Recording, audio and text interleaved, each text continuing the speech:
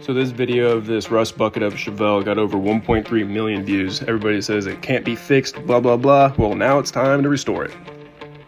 Honestly, I've fixed worse cars than this. It doesn't scare me at all. We got all the sheet metal in, ready to go.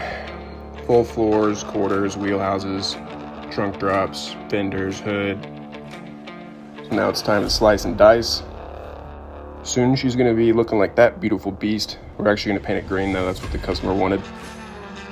I just got the quarters like that for now just to get the wheelhouses out. I'm gonna drill all the spot welds out later.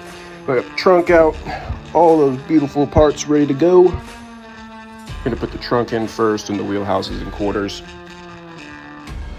It's just all mocked up right now. You wanna get the quarters on first to make sure everything fits. But that's all for today.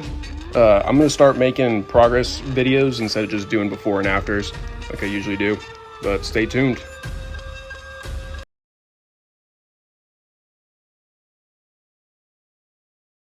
Just got this one finished up today. This is an original LS6 Chevelle, factory green, stripe delete option, and also it didn't come with wheel opening moldings. Personally, I think it looks pretty bland, but this guy has owned this car since it was brand new and he wants to drag race it now, so it's got a fuel injected carb in it.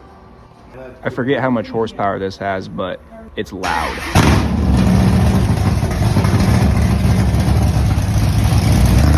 This video doesn't really do it justice for how loud this thing is.